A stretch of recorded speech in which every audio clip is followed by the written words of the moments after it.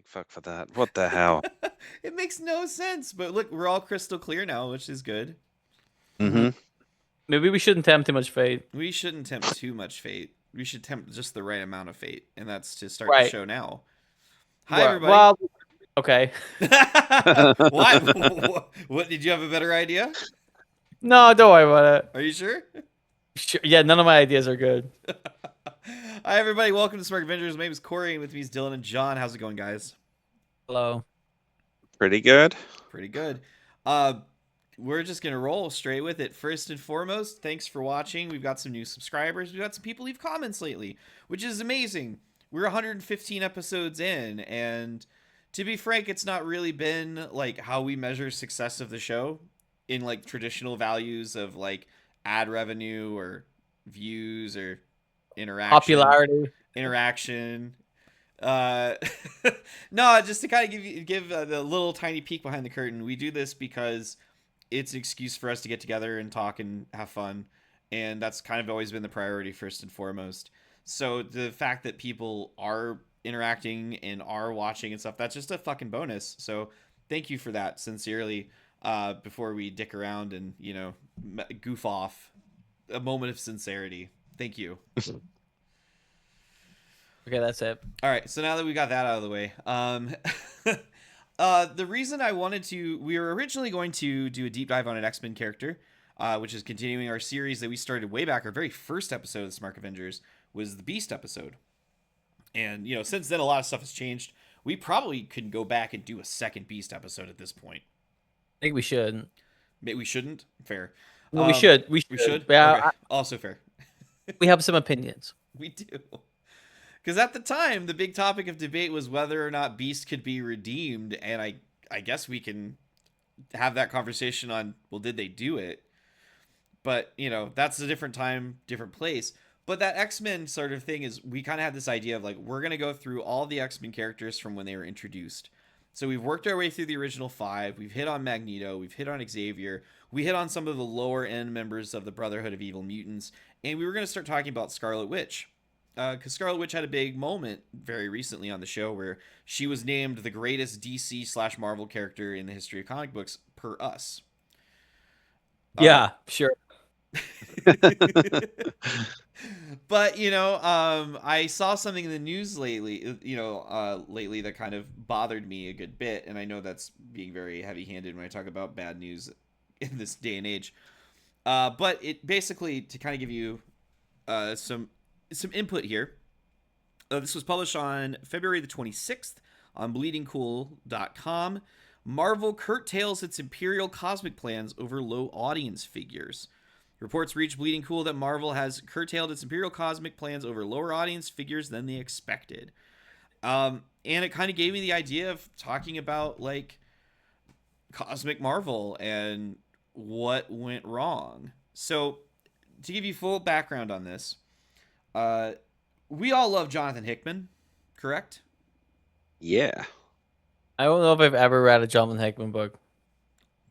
Wow, okay. Tell me some of his books. I mean, he had some pretty prolific runs on Secret Avengers, on Avengers proper. Fantastic Four. Fantastic Four is a big one. He was probably one of the greatest modern day Fantastic Four writers of all time.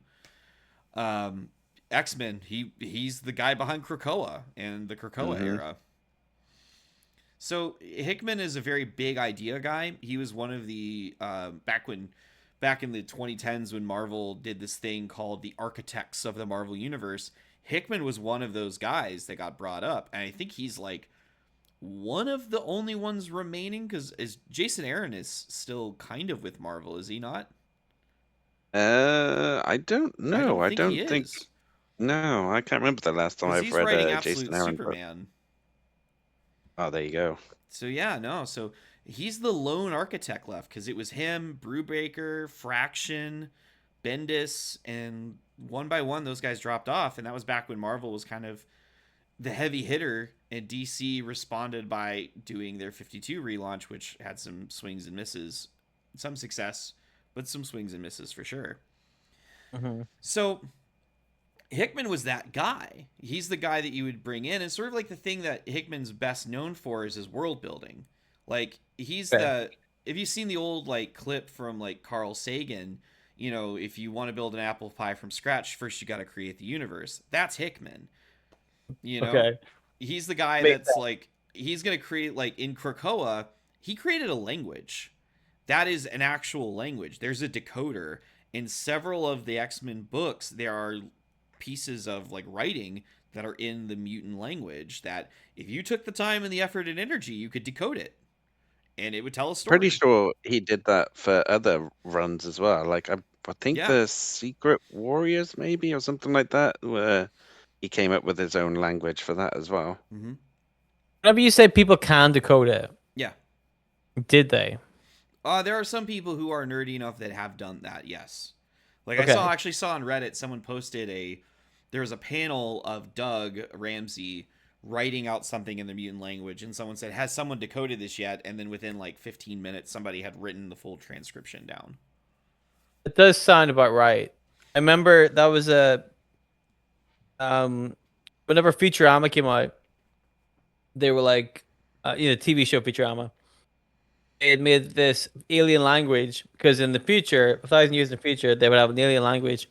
So in the first series of the show, they had this alien language that they were like, "This will be funny," and then it got cracked like immediately to the point where in the second season they just made a second alien language. They made another one. They're like, crack this one, cunt.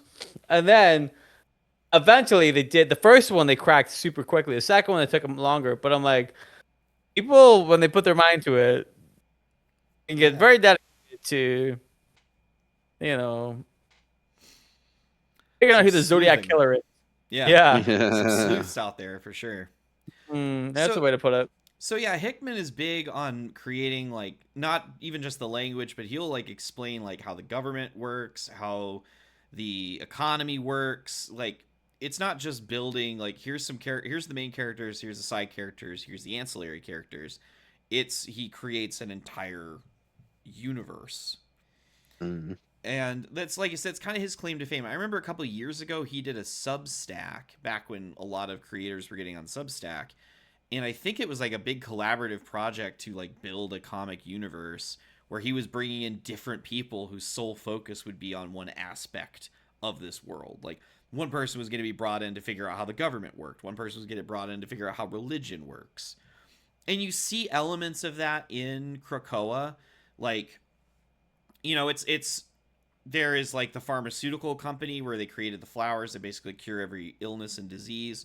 So the X-Core book was kind of invented to be that of like the actual pharmacy company of it. There was the Marauders book, which started out as sort of like the trade process of it, as well as like bringing in mutants that couldn't get through the gates because of world governments.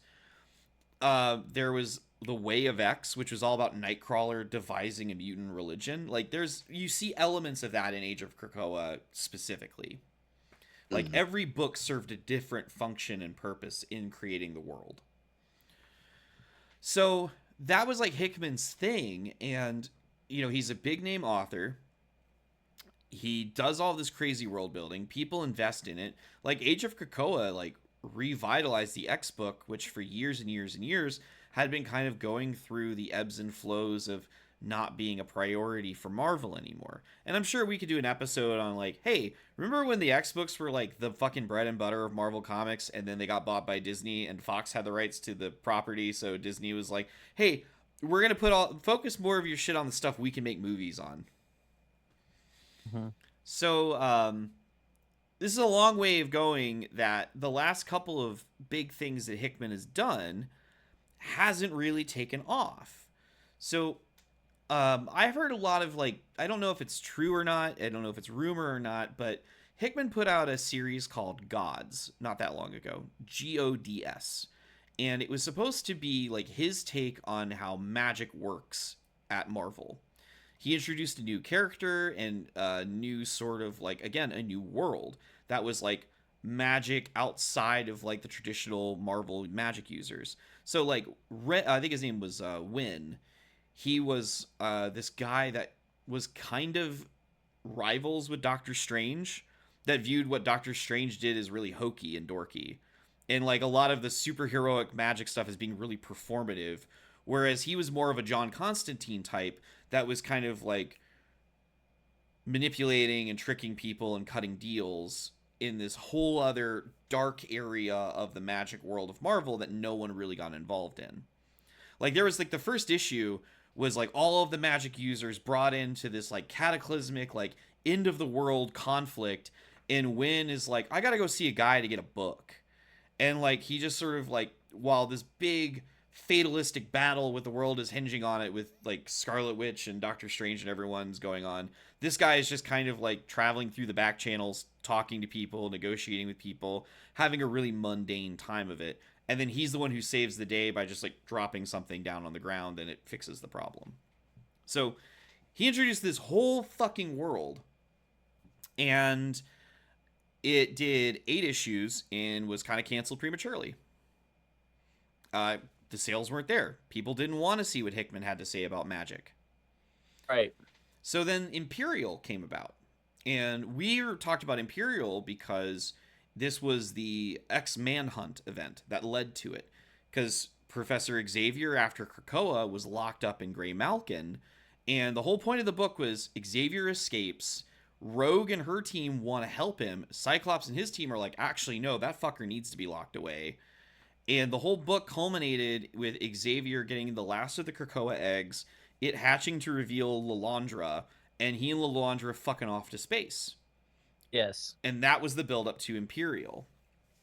So Mm-hmm. Imperial was going to be Hickman in the cosmic side of Marvel, where he was going to have this 4-issue event that was going to change everything you knew about cosmic Marvel, bring about a new cosmic world order, and kickstart a new wing of the comic. So it wasn't so after Imperial ended, there were 5 ongoing miniseries that were going to launch afterwards: Planet She-Hulk, Imperial Guardians, Nova, Exiles, Black Panther Intergalactic. Each of those books had, in the Imperial event, had like one-shots that sort of explained the character and how they were involved in this. And then we're going to go into an ongoing series dealing with the events that fell out of Imperial. And now we're a couple of months into it, and originally these were supposed to be 10-issue miniseries or 10-issue series with the potential to continue on. They're getting canceled at 5. So Nova is ending at 5. Planet She-Hulk is ending at 5. Imperial Guardians didn't even start yet, and I think they're going to be going to 5. Black Panther Intergalactic is going to 4. Exiles just got canceled entirely. It's not coming out at all. And there was cited that it had to do with low sales. By the way, Planet She-Hulk is actually going to issue 6, and I think it's with a different creative team at that point. But yeah. The point is, there was all of this buildup. They were hoping that Hickman could capture lightning in a bottle like he did with X-Men and bring back Cosmic Marvel to a big ovation. And what happened is, nobody cared. Which is wild to think, because Marvel Cosmic was a big fucking deal in the 70s and the 80s. I mean, case in point, Thanos in the Infinity Gauntlet. That was Cosmic Marvel. Silver Surfer was a huge deal. Adam Warlock was a huge deal. And Galactus. Yeah, Galactus going, even then, Galactus and I was going to say Secret Wars. Secret Wars as well. So Yep. suddenly, I don't know what that is and what that means. It's kind of why I wanted to have an episode and kind of talk about, like, why is Marvel struggling with their cosmic side? Because, like, this isn't the first time they've tried this. There have been multiple different takes on the Guardians of the Galaxy since those movies came out, and they last a couple of issues, get canceled, and relaunched with a new number 1. Silver Surfer, they've tried several times to get him an ongoing again, and that has, like, sputtered out. And then you have all the weirdo cosmic characters that used to be a big deal, and you never see them anymore, like Adam Warlock and Darkhawk and stuff, like characters that were kind of big in the 80s and 90s. So that's the question I want to pose to the group. Why do you think that Marvel's space comics struggle? at least are struggling now. Well, I think a big part of that for me is like the climate for when those comics came out. Because if you look at when the heyday, or well, ish, when those Marvel comics came out, when people were talking about space, is also around about the time that films like Star Wars were coming out. TV shows like Star Trek were on TV and were very popular. Space Hmm. was in vogue. People knew about it and they could identify with it, and they kind of just put it all under the same umbrella, you know. Whereas now, because even in the '80s, space travel was still interesting. It was still like, whoa, what could we do in space? You know, what if a human from Earth went into space? Wouldn't that be cool? But now we're at the point where like space travel is so blasé that a guy like Elon Musk is doing it, or Katy Perry can go to space, and people are like, all right, fucking, who cares? Like that's not as much as I would love the idea of our defense against aliens being Katy Perry. I would love that 100%. Shoot Katy Perry into space and she'll take care of it for us. But it's got to the point now where like people don't really care. Well, I mean, for me, I never really cared much about space, so I'm trying to just guess and project. But I would imagine that they've kind of missed the boat on. Well, not even missed the boat. It's just time has passed them by in Mm. terms of what is popular and what people want to see anymore. So, like I said, Star Wars is a big thing. Star Trek's a big thing. But now there isn't really that same kind of popular culture crossover that they can latch on to. Things have moved on. It's a different time. Not to say that they won't have something like that. But what's the big TV show right now? Is it space related? Probably not. So I think that's a big part of it. It's not necessarily how good the characters were or how good the story was. I think part of it was just the climate at the time. You know what I mean? Yeah. I Like, mean, I'm sort of in the same boat in that I have never really been a big fan of the space stuff anyway. Yeah. Like, whenever the X-Men would go into space, I was always like, oh man, really? We gotta Who read cares? some issues about them being in space again. I just don't care about the Shia Nope. Empire and like all of that jazz. Nope. Um, but it keeps happening, and like there must be an audience out there for it somewhere. But But is there like that's what we're saying? Now has wow, that well, audience dwindled? I mean, I was gonna tell you, like, if you the other side of the aisle, you have DC, and you have the Green Lantern Corps. There are two Green Lantern, there are actually technically four Green Lantern series right now. There's the standard Green Lantern series that Hal Jordan's the main character of, that has been based on Earth, but it's switching to Kyle Rayner, and I don't know what direction they're going to switch with Kyle now as the main Lantern in that book. There's a Green Lantern Corps book, which is about like all the various other members of the of the Corps, and that one's solely set in space. There's Absolute Green Lantern, which is of course the Absolute Universe and their take on it. And then there is also, I think, Green Lantern Sector or Far Sector, something along the lines of that. I think it's still an ongoing. But all of those books are set in space, and the Green Lantern books have never really struggled. Like, Right. not there are certain characters at DC can have multiple books. Batman, of course, you have at any point 10 to 12 different Batman books existing at the same time. Some where where he's the main character. Then you have like Superman that's going to have at least 3 or 4 books at the same time. And then you're going to have Green Lantern that's always going to at least have 2, a main Green Lantern book and Green Lantern Corps. So like Wonder Woman doesn't get 2 books. She's only got the one. You know, Green Arrow has only had the one. Flash has only ever had the one. But Green Lantern's been fine with having more than 2 books at the same time since pretty much since the 1980s, except for that period of time in the 90s where they got rid of the Corps and it was just Kyle Rayner.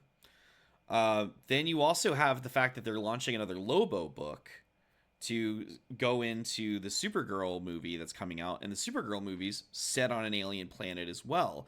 And that's based off of a Supergirl miniseries that came out a year or so ago that had a massive following. That's the reason why that whole movie's happening, because of how critically successful and popular that book went. So it seems like DC has no issue doing space books, but Marvel struggles with it. And I don't really know why that is. Well, Superman came from space. Exactly. They have this big history of like space characters. Like I don't think that's crazy. I also think an important thing to think about when you think about the Green Lantern Corps and the Green Lantern as a character is that if you compare him to all of the other characters we're talking about right now, Green Lantern has been very consistent throughout his entire run. Right? There's always been. You said there's always been two Green Lantern books. Since like There's the always been. 80s, yeah. There's always been at least one. Well, Right? For ages. Right? There's yeah. always been a Green Lantern book. How often has there been a straight run of Silver Surfer books Yeah. or Nova books or these kind of Marvel characters who come from space? The Guardians of the Galaxy famously disappeared forever till the film came out and then they came back again. Like, but if you Well, hadn't have done, can you imagine if they kept that strip running for that long? How many more people would have been psyched to see that film and would have went to see it? I well, think part of that is the consistency. I think Marvel have a habit of every so often just dabbling in space. You know, like now, like we'll send the Pink Panther. We'll Black send the Panther. Black Panther into space. Wow, that would be good. That'd be great. I would read that book. I would read Pink Panther in space. But like they're sending the Black Panther into space, and you're like, well, you have shit tons of space characters. Why would you send the Black Panther? What the fuck? Why? Right? Well, I was gonna Uh, say something about that because it feels like this Imperial series in particular was all about like all these guest characters coming in, like Black Panther, Hulk, She-Hulk, like well, Professor X and Planet. stuff. It's Yeah, I like, mean, it was do well the for those. characters? I was Sorry. gonna say, do the space characters like just not connect with people, which is why they yeah, need to bring in these other other heroes and whatnot to kind of, I don't know, like attract people. I mean, out of those, you could say that, like, you know, Professor X and Landra have that They have history. space esque thing, but I think you would also agree that Professor X has been much more of a Well, Earth character than a space as character. as we talked Yeah. about in our Xavier deep dive, he did have a tendency of fucking off to space every now and then. We so Mm, It's right, happened a couple so of does Katy Perry. times. So does Katy Perry, but we'd also say she's more of an Earth person than a space But yeah, person. what I'm saying is like, but you mentioned like She-Hulk. That's to play off, Planet Hulk, where the Illuminati shot Bruce Banner into space and trapped him on a planet. So I mean, hmm there were some reasons why those characters. I don't know why Black Panther is there. But that's also that wasn't really about space. That was about the An Hulk. alien planet. But the Like the gimmick was Planet Hulk story is him on an alien planet and adapting to it. It's still a space Yeah. book.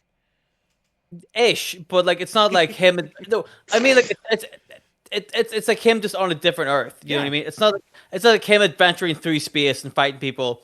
It's him trying to get back to Earth. Like that's the gimmick. It's like it's not quite what you would think of like of a space kind of a book. You know what I mean? It was much more. Whereas if you send She-Hulk to space, the gimmick just seems to be It's She-Hulk in it's a space. homage to that book they Yeah. did with the Hulk 15 years ago. There's no theme to it. There's no reason for her to be in space. You know, So, so you mentioned that the Guardians of the Galaxy book was gone until they made the movie. That's not entirely true though, because there right, was, you know what I mean. Though. yeah, there was the era where Dan Abnett and Andy Lanning, when they were still working together, basically had the whole cosmic side of Marvel to themselves, where they were putting out the Annihilation War series and King's Conquest, and we're focusing on those characters like the Guardians of the Galaxy because they were responsible for the lineup that made the movie, even though the characterizations are nothing like the ones they were working with. It was their Yes. book that was Star Lord, Drax, Gamora, Rocket Raccoon, and Groot. There was also Nova, where they basically took Nova and created the Nova Corps, which was sort of a pretty much just the Green Lantern Corps, but with helmets instead of rings. And they put a lot of focus on the Inhumans being in space and making an opera out of it. They did a lot of work on the cosmic side, and ultimately it felt like it wasn't really well promoted, considering like the amount of work that went into it.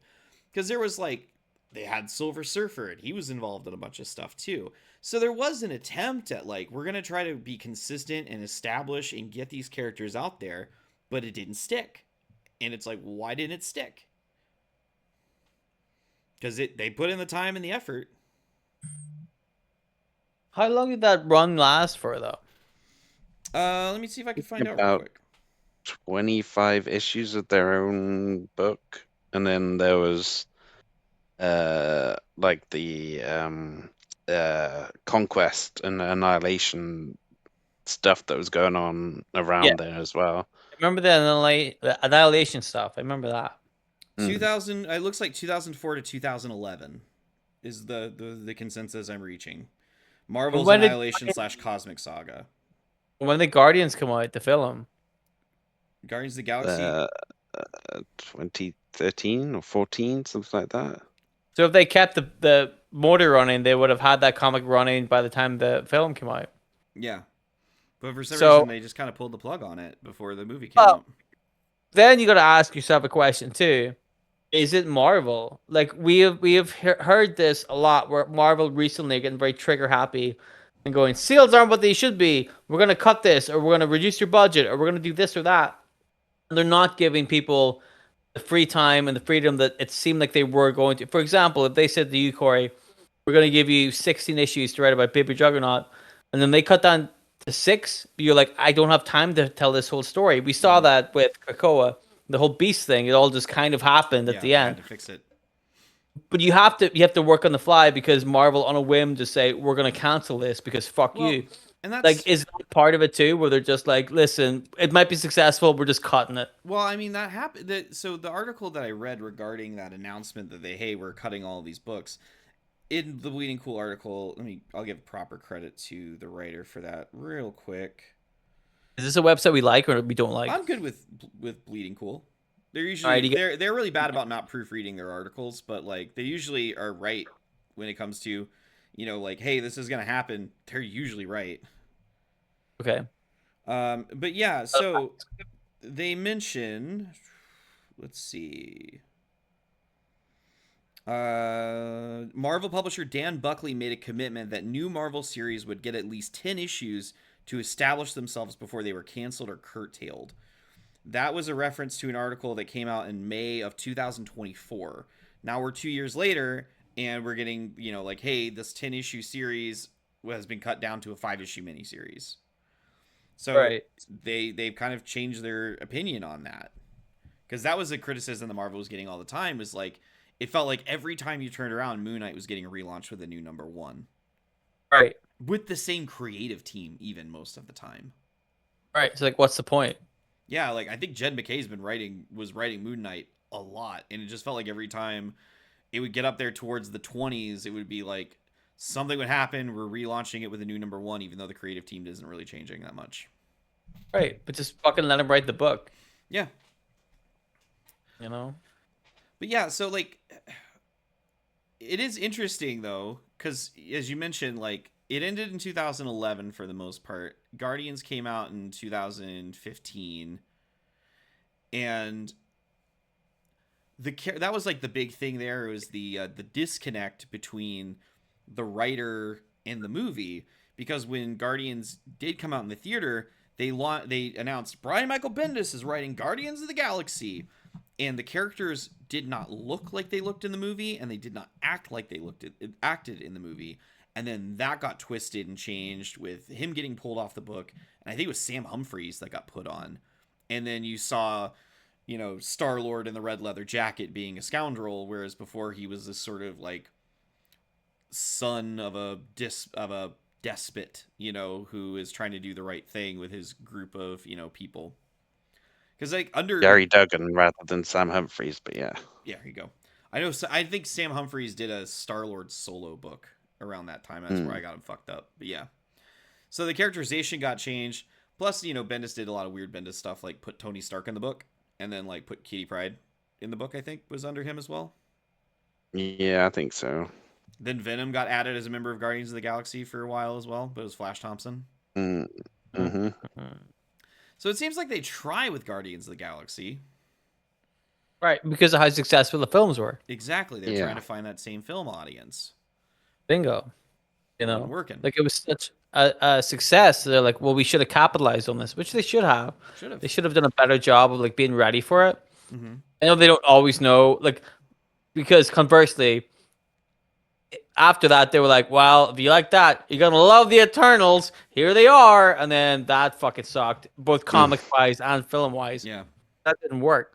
But like, I feel like if they had been more in the ball whenever Guardians, like, I would have read that Guardians book. Like, 'cause after that film came out, I'm like, I'm sold because I don't like space shit in general, not just for comics. And then I'm like, you want me to go see a Marvel film in space with a bunch of guys I've never heard of? This is gonna suck. And then I came out of it going, that's the best one. Right? I fucking love that Hmm. film. I mean, Part of it is because there's a talking raccoon. Not gonna lie, yeah. but I like, mean, if you go back and like read the Guardians of the Galaxy that Dan Abnett and Andy Lanning were putting out, Groot talked. It wasn't I am Groot. That came later. It was Groot had full fucking dialogue and was like acknowledged as the king of a planet of tree people, you know? Like the mhm. characterizations were completely fucking different. Rocket Raccoon was a British character. Yeah, I believe so. He spoke with a British accent because he was based on the song Rocky Raccoon by the Beatles. There you go. So It's yeah, 100%. that's like I said, it's just to me it just seems weird because they had this like run of like, all right, for what, 2004 to 2011, that's 7 years. We had a 7 year run of these two guys putting all their focus into crafting this wing of Marvel. We're going to announce a movie's going to get made, but we're also going to pull the plug on the comics so that when the movie comes out, you I don't know. I've always been skeptical of the idea that moviegoers are going to become comic book readers. I think you have comic book readers who will go watch movies, but I don't think you have moviegoers that go and read the comics. I don't think it Right. works that way. No. Mm.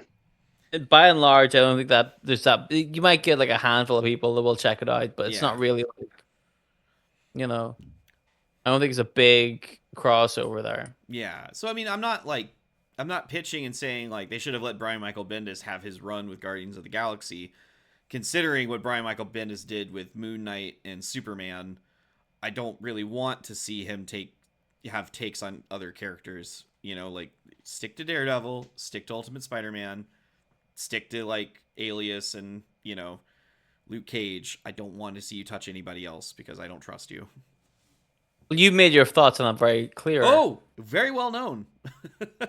Like I said, my friend who is the manager of the comic book store was like I think invited to like a wedding with Bendis, and I've said to him, I'm like, oh yeah, you know him, don't like him,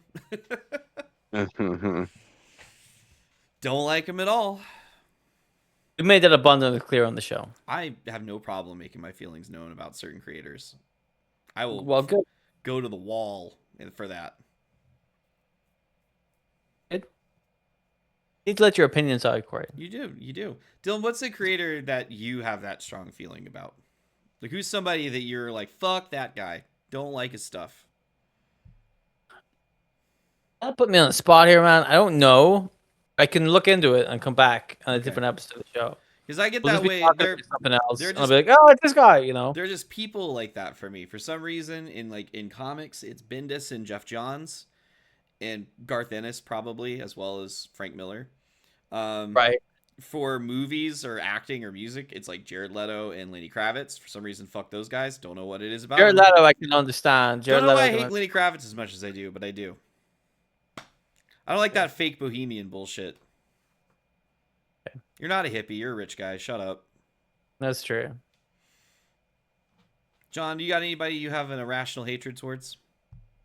Other than us, I mean, hatred is a strong word for it, but I would say Matt Fraction is a guy that I don't particularly enjoy a lot of his stuff. Like his Hawkeye run was great. I've never read his Immortal Iron Fist, and that's apparently really good as well. But pretty much everything else he did, like he had a run on Iron Man, a run on Thor as well, I believe. Yeah. Fear itself. And they just really sucked. Wait, I was he did not Fear enjoy itself? them. I always get that. I always get Original Sin and Fear itself confused. Yeah, he was Fear itself as well, which Oh, again was awful. one was everybody gets a Thor hammer, and the other was Nick Fury kills Serpent. Uatu. Oh, that one. Yeah, Fear What was itself was the hammers. okay? What a weird I gimmick remember that the was. hammer one. That was such a weird gimmick. Yeah, no, Fraction is definitely one of those, like, I think the more obscure street level characters he gets, the better. Mm, I can't report on his Batman yet because I'm still waiting for Jeff Loeb and Jim Lee to put out fucking the end of Hush 2. So I'll let you Right, know look at eventually. this. Well, that's the thing. This episode is gonna go out in the middle of like April, Beginning of and April. yet that comment will still be very timely. Still timely. Ain't coming out yep. till May, apparently. I'll let you guys know in June. We're gonna get to April. It's like not coming out in May. Well, no, they waited until March to say it wasn't coming out in March. So, like, fuck, I don't know. Until it's in my hands, I don't trust it. You won't get it. I won't trust it. Ain't Better getting be it. worth it as well. Oh, it won't be. It's been kind Oh of no.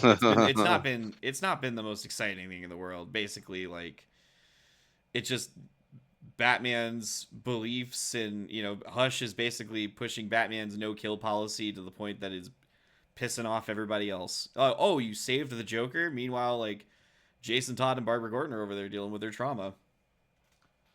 I was gonna say like he's pushing Batman's no kill limit thing to the limit the way that the Joker does. Yeah.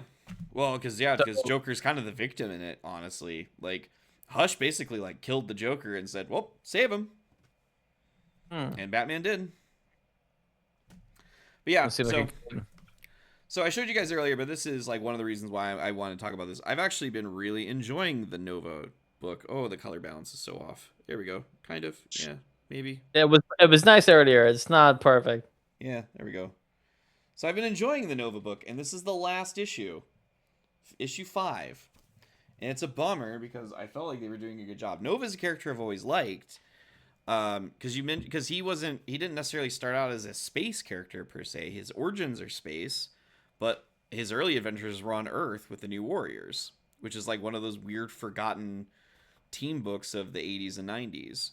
Like, they got you, like, after Civil War, nobody ever really did much with the New Warriors. They tried a couple of times. Most famously, they tried and failed so spectacularly that the book got canceled before it came out. Because they introduced the characters Snowflake and Safe Space. Wow. Yeah, a little heavy-handed. Well, Yep. yeah. Which is, that happens in comics sometimes. Sometimes an idea comes out and people are like, oh, people don't want to read that. We should make sure this doesn't come out then. I don't know if you guys were aware of this, but earlier last year, there was a brand new Red Hood book that was going to come out with the pitch being like, it's Red Hood. It's going to be like a more mature comic. It's, still going to be like the Batman side of things, but we're going to like let Jason go to be Jason. And then the writer, wasn't too broken up about Charlie Kirk getting shot in the throat and kind of laughed about it online and got the book pulled after one issue came out. It was like literally the day after issue number 1 hit the stands. Like, I don't even think I read a review before the news came out and said Red Hood book canceled. Yeah. That one's it has to be a collector's item at this point. It's not going to get re-released. You have it. I don't, because I'm not a Red Hood fan for the most part. You could have made a lot of money there, Corey. Could have made a lot of money, but yeah. Could have made a lot of money. But yeah, so kind of going back to the whole like thing with Cosmic Marvel, I don't think the characters are bad. I think it's just it's that consistency like you were mentioning earlier. They're not being consistent with them. They're not pushing them. They're not pitching them. When they do go to space, it's like, we'll take the Avengers and put them in space. We'll take Black Panther and put them in space. But, like, you're not going to focus on the characters that are already there. Right. So, well, even like real quick, we all remember the Kang Dynasty. Yes. Unfortunately, yes. You remember the fun we had talking about the Kang Dynasty. And part of that was Kang came out of space, this big spaceship, and he just walked up to Earth and was like, this is how it's going. And incidentally, like while that was happening, the Avengers had two people up in a space station to watch out for space anomalies. Where they just ignored the big spaceship shaped like a sword and noticed like a big um, black pyramid instead. Yeah, Yes. yeah. Like that's what we need to focus on. But neither of those guys were space characters. No. The Avengers just said, "You two fucking pricks, go up into space forever. We don't want to see your face anymore." Couldn't like don't the space characters check in on Earth every so often? Wouldn't they come over and go, "What's going on? Is Nova around or Quasar or the Guardians?" Is nobody at all interested in the fact that Kang is coming to beat up Earth? No, it was all Earth Avengers Yeah. involved in a gimmick which was heavily involved in a guy who was traveling through space, right? So I find that to be interesting. Like even the guys in space were still Earth people. They didn't involve anybody who they could have logically brought in Yeah. from space. They just sent fucking two. I don't even remember who they was. Like what, Living Laser or whatever. They just sent two Mm, people like up into space. Well, there are people in space. Yeah. And that's what I'm saying. The consistency. Like they have such little regard for the people they have in space. They just trot them out for storylines. But the problem is if they're not consistent, and by the time you see them, you're like, well, why would I care about this character? I haven't seen him in ages. It's the old AEW problem. They'll bring a guy out and go, this guy's great. He'll fight you for half an hour. And you're like, first of all, so? But second of all, who is he? Yeah. You can tell me he's great, but I don't know if he's great because I haven't seen him become great. And that's the thing. They had the Silver Surfer. They had a whole story that like he was really popular in the 80s, but he wasn't popular in the 90s. And that's because they didn't put him in books. They didn't do anything with him. He was Carnage for a little bit, and then nothing happened. They just forgot about the Silver Surfer, which is bananas to me because he was arguably one of their bigger, more popular space characters. You could have done a lot with the Silver Surfer, Yeah. and they just didn't. You know? Well, so the other thing I want to mention up is earlier last year, December 1st, 2025, a little video game was released kind of quietly on Linux, Nintendo Switch 2, PlayStation 4, PlayStation 5, Windows, and Xbox Series XS called Marvel Mm-hmm. Cosmic Invasion. An arcade Okay. an arcade style side-scrolling beat 'em up game like the old X-Men and Avengers game from back in the day. In the game, players control a variety of Marvel superheroes who must battle hordes of enemies in locations ranging from New York City to the Negative Zone to thwart the villain Annihilus's cosmic invasion. So, the characters that they featured, I'm going to tell you the cosmic ones first. Beta Ray Bill, Cosmic Ghost Rider, Nova, Rocket Raccoon, Phyla-Vell, who was one of the Quasars, Yep. the Silver Surfer, and Mm-hmm. I'm going to give you Phoenix on a technicality because the Phoenix Force is a cosmic deity. Yeah. These were the non-cosmic characters the game featured. Okay. Black Panther, which we could say potentially cosmic because they put him in this event. Captain mhm. America, Iron Man, She-Hulk, which maybe we could count, I don't know.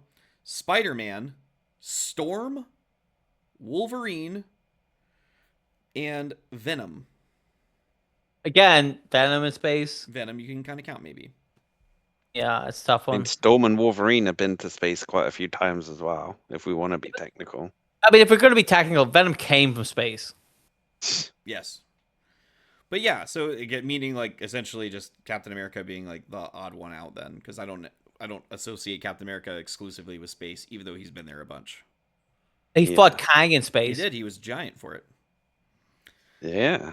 But I yeah, remember. so this came out in the midst of the post Imperial pre all of these books coming out because like I said, Nova's on issue 5, meaning that issue 4 was February, 3 was January, issue 2 was December.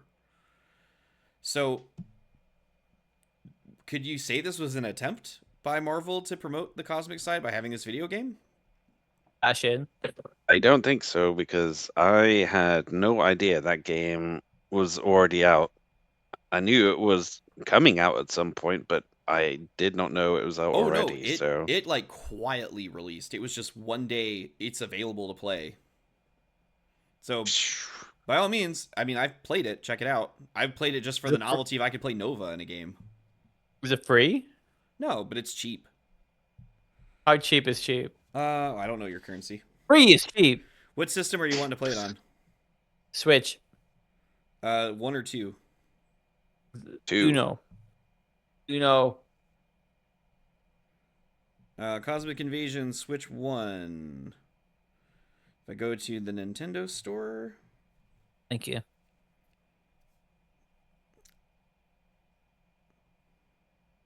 $29.99 American, so $30. I'm not paying 30 points for that.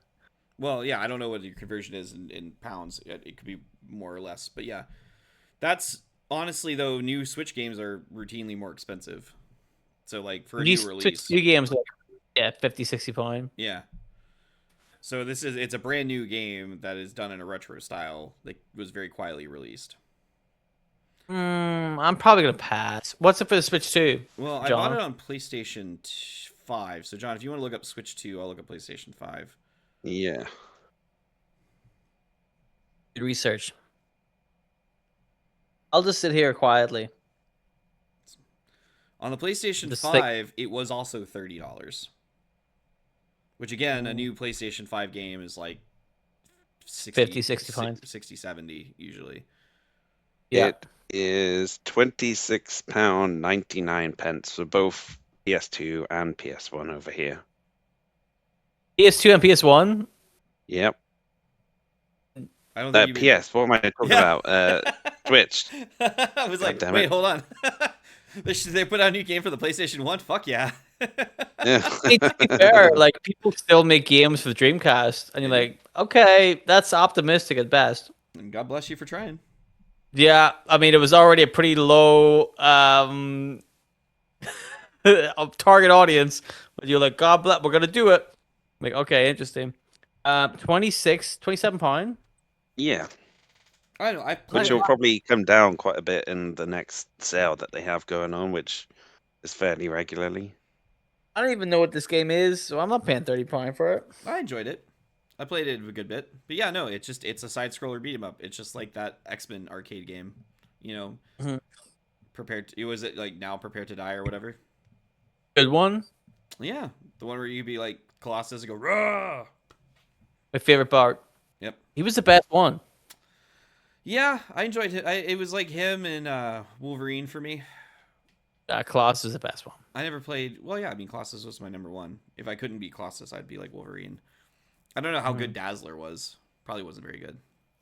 Probably great. You know they're re-releasing those games, by the way. They're doing that. They're doing that game, the Avengers game they put out, where you could be like Captain America, Hawkeye, Namor, or Vision, which I thought was wild.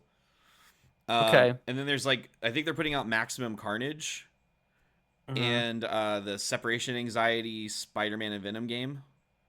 Yeah. And also the Spider-Man and X-Men game. They're putting all of that out in a package, I think, sometime this year. See, that makes Oh, sense because amazing. I got this Capcom bundle, and it was like Marvel vs. Capcom, Marvel vs. Capcom 2, and then Marvel Superheroes or whatever, and then and then at the end it was like also the Punisher video game, and I'm like, what? Yeah. Punisher? Why did that go in with it? Like with that release that you just said, wouldn't the Punisher fit in with that group of games better? Sounds like it should. Yeah, what the fuck were they? Why the? It was so random, but I bought it anyway because I love Marvel vs. Capcom 2. Great game, banging soundtrack, a lot of fun. Like you do. I did. Yeah. So yeah, I guess if like, so it sounds like in your opinion, what could improve Cosmic Marvel would be just consistency. Well, again, I feel like that they've missed the boat with it because now if they start trying to be consistent with Cosmic Marvel, people won't care and they'll stop reading the books. Then they'll just cancel them anyway. But then that means that whenever they try to do a big cosmic Marvel thing, like a big event or whatever, which you know they will do in a year or two, then whenever it comes time for people to read it, they won't read it because they don't care, and Marvel will cancel it after whatever, or they'll do the or the crossover and just forget about it. Like I think they're kind of screwed by now, where they can't keep the pressure on because people just don't care because of their lack of pressure putting on in previous years. You know what I mean? Well, I It think felt like Imperial was supposed to be like that big thing to kind of kick everything off and create some sort of buzz for it, but I'm wondering if like maybe just the story wasn't very good. it. I Like I haven't read it, so I have no like personal opinion about it, but Hickman has done a lot of great stuff over the years, but maybe he was due a dud and this was it. I mean, if that's the case, he's done two in a row because Gods was supposed to be like his big like solo project for Marvel, and that unfortunately did not go well. Now, Yeah. reception wise, the books did do well, critical rating, but these are like the sources are from comicbookroundup.com. I don't know how much you're trusting that or not. Because it's kind of hard to trust like a review site's reviews on anything unless it's coming straight from like the readers. Like, there's Yep. nothing to guarantee that comicroundup.com are like, oh, if we piss off Marvel by giving them a bad review, they won't let us, like have exclusive content or we'll lose access to creators. So, Yep. like just saying that and getting that out of the way, Imperial issue 1 got a score of 8.6 out of 10. Issue 2, Good. 8.1 out of 10. Issue 3, 8.1 out of 10. Issue 4, 7.9 out of 10. And then Okay. there Pretty were the here's the one shots that got put out to were supposed to help build interest into the series that were coming out after it. So the Black Panther one shot did 8.5 out of 10. Planet She-Hulk did 7.6. Exiles did 7.5. Nova Centurion did 8.9, which is the highest rating out of all of them. And Imperial Guardians did 8.2. So like they were well received by at least this one source. Now, yeah. Hmm. I do have the means of checking what more like individual readers thought. So I use an app to check my that I use to track my comics, Hmm. what I need to buy and whatnot. So it's Comic Geek, and people leave reviews on those books that are posted there. So okay, Imperial 1, 4.3 out of 5 out of Okay. That's 2,798 ratings. wow. Pretty good. Imperial number 2 did 4.1 out of 2,106. So what? That's 600 less ratings, but 4.1. That's pretty good. Yep. Imperial 3 did 4.1 out of 1,854. So Pretty good. yep, so you're still losing readers as this goes on. And then issue 4, 3.6 out of 1,516. Okay. So a lot of the general consensus I'm seeing is that a lot of people are saying the idea was interesting, but the execution fizzled out towards the end.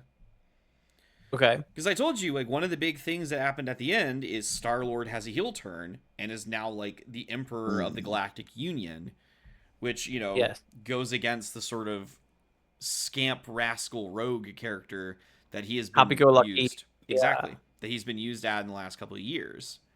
Yeah. So that was again, that was Hickman's call to make that choice, and he was like, "Nah, fuck it, heel now." But yeah, do you think it's one of those things where you're like you don't need to mess with success, like you don't need to make a character like Star Lord, who's hard to find at the best of times. Like we said, the consistency, he's not always in the comics. For them to go, okay, here he is again, but now he's bad because who cares? Like, does that translate? Like, is that like Austin siding with McMahon? Do you need to do this? Couldn't you just have him as a perennial babyface and not mess with the formula? Are people gonna buy into Star Lord being a heel? And if they are, can you maintain that long term? Yeah, You know, these are important questions. That it's all good just do it for the sake of a shock or for the sake of buying a comic. Go, I can't believe it. But if you don't know how to follow up with it, then you're like, well, people aren't going to buy it. They're not going to enjoy it. You know. Yeah, well, since we don't really care too much about spoilers here, so hey, spoilers out there to folks who might be interested in reading Imperial, even though it's been kind of being put to rest.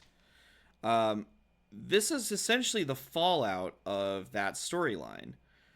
So let's see.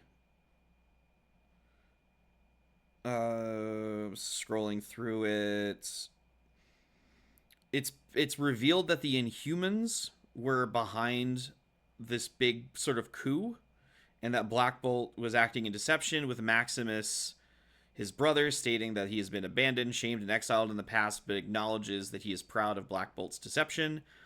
Quill establishes the Galactic Union. The Shi'ar Empire has declined membership. The Skrull Empire has been rejected membership, and the Kree Empire is temporarily abstaining from the Union. Quill takes the throne of Spartax for the time being.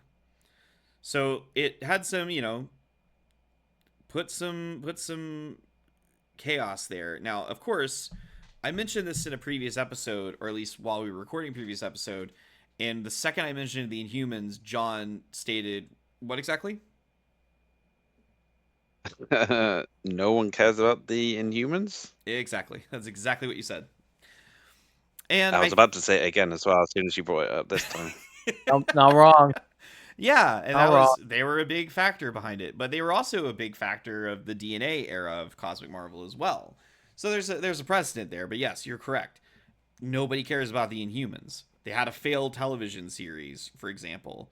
They have tried so many times to make the Inhumans a thing with the very interesting plot of trying to push the Inhumans over the mutants for a period Mm-hmm. of time, Hmm. making Miss Marvel an Inhuman originally, and then kind of retconning that to where she's an Inhuman and a mutant at the same time now.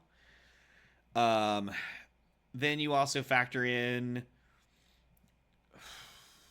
I mean, for God's sake, they put Warren Ellis on a Karnak book. I remember that and like going, I'll read it because it's Warren Ellis and it's an interesting idea, but I don't think anyone gives a shit about Karnak, and they did not.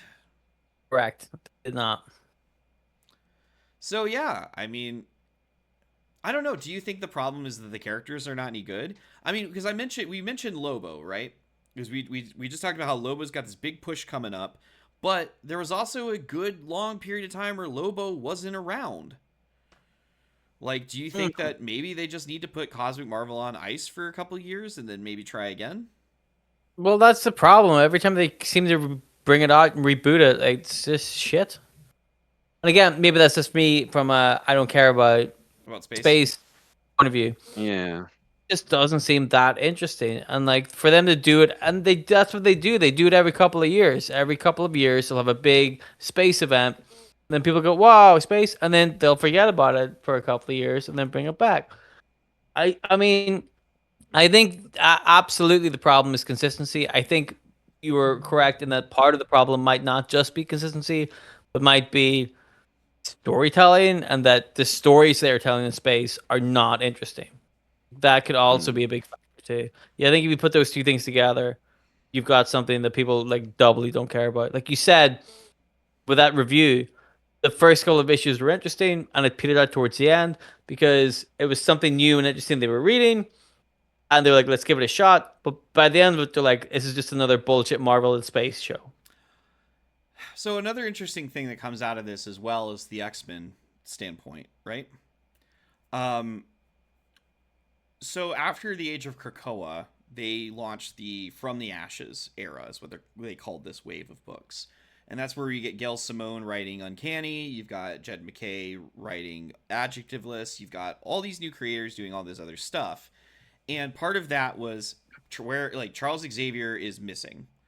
And it's revealed that Charles Xavier is a prisoner in the Grey Malkin Institute, which is basically this independent company bought the X Mansion and turned it into a prison for mutants, where they're being held against their will and abused and whatnot. And this storyline of X Manhunt, from what I have kind of just gathered through Scuttlebutt, was something that got pushed because Hickman needed Xavier and Lalandra for Imperial. So these books are only about 2-3 issues in, and they're already getting pushed into a crossover event where Cyclops and Rogue's teams are now fighting each other because of Charles Xavier. And then ultimately he fucks off to space, and it makes the X-Men characters look bad because now they know, like, hey, not only is there a prison in our old school, but like several of our friends are active prisoners there, and they're actually being used as like bloodhounds against other mutants. And we're not going to do anything about that now because the time has not come for editorial for us to write these storylines. But now it looks like it makes Rogue and everyone look shitty because it's like, oh yeah, Siren and Blob and M. Some of our friends are prisoner over there. We're gonna bust in and break out Xavier, and he just fucked off to space. But we're not gonna really worry too much about them now, are we? Yeah. See you later. Yeah, it makes them look bad. Oops. You know, I think that's fun. Where Hickman was like, "I need these characters for my silly space odyssey." Um, Whereas before this in Marvel, they would just been like, "Tough, do something else." But they were like, "Yeah, sure, work away. Well, we will work our books around this to give you Yes. what you need." And they did that, and it sucked. Well, and So Xavier and Lalandra apparently didn't even play that huge a role in the storyline to begin with, is what a lot of people were saying. Like, they're part then of what? the Exiles or Imperial Guardians book, and like, who gives a shit? Because now those books are getting canceled. Right. What was the Hmm. point? So like, Yeah. you kind of threw the X-Men into the fire for no reason. Yeah. So so yeah, I've seen a lot of X-Men fans that are upset about this, not because these cosmic books failed, but because like, it looks bad on the characters to be like, we know there's this secret prison over here, but we ain't gonna do shit about it. Right. Like, can they go back now? Like now that the thing is done, like nobody gives a shit about the space thing. Can they just go back and we'll figure out now? It's I'm okay. sure they will. Yeah. Yeah. At some point, you hope at least. Yeah. Mm. Nice.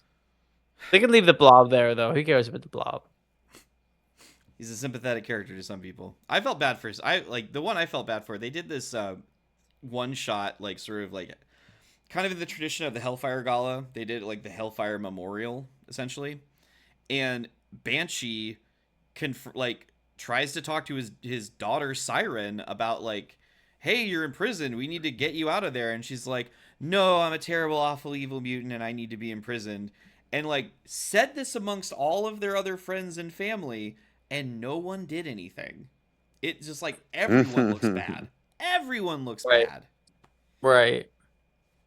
But we're not an X-Men Strange. podcast. Not yet. Not yet. I mean, we're Straight. mostly an X-Men podcast, but Dangerously close to X-Men podcast territory, but not quite. I mean, if that's what you want to talk about, Cosmic Marvel failing, we're going to end this episode talking about the X-Men. Okay. I mean, that's what we just did, Yeah. Well, we often do. as we often do. So, Hmm. I mean, to put a bow on it, it sucks that's what happened. It sucks that Hickman doesn't seemingly, I don't want to say lost his magic touch, but I mean, that's two big things in a row that kind of petered out. And I don't know if it's just because, like, more people care about X-Men and the Fantastic Four and the Avengers than they fucking care about magic and space. hmm Seems maybe like he needs to dial things back a little bit as well. Maybe not go quite so big. And I mean, I guess that's kind of the gimmick of having Hickman Mm-hmm. is him, you know, writing these big sprawling epics which have got so much detail and stuff put into them. But maybe just dial it back a little bit, just a make little it a bit. bit more kind of palatable for comic book reading audiences. Yeah.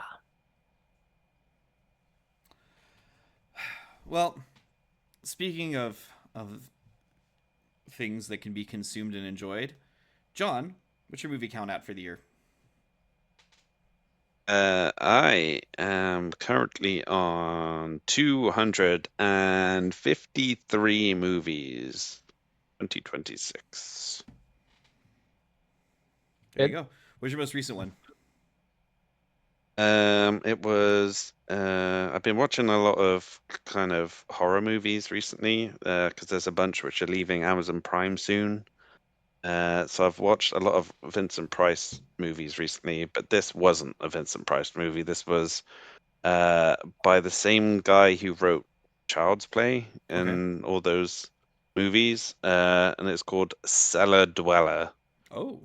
And it actually has like a bit of a comic book connection as well, because like it opens up with Jeffrey Combs from like Yeah. Reanimator and a Reanimator, bunch of other stuff. Frighteners. He had a big role in Yeah. Star Trek Deep Space Nine. Basically he's a comic book artist who also has like uh stumbled across some like occult and supernatural books or something, and he draws like this sort of demon monster in this comic book, and then the monster comes to life and kills a woman, and then he kills himself because he's so distraught about it.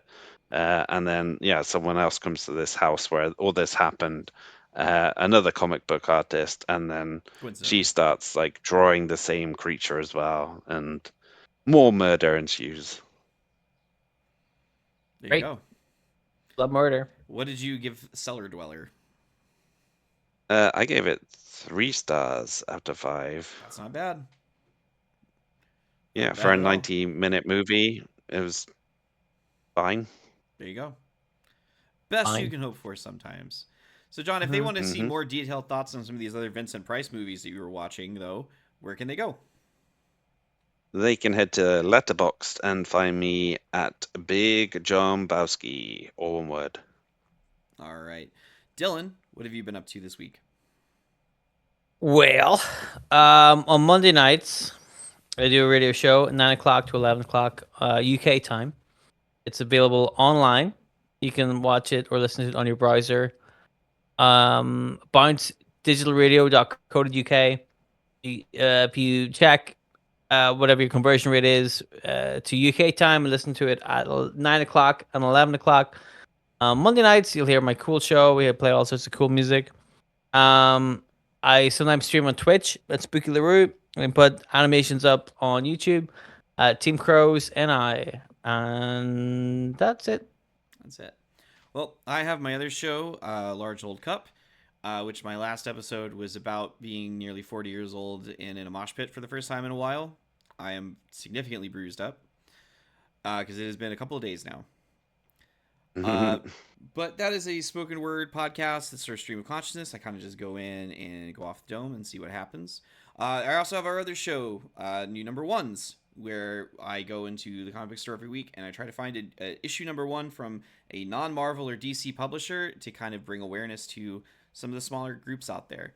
So I'm always looking for something weird. I've noticed a lot of them tend to be horror related, though. God bless, we are in the time of the small label horror comics.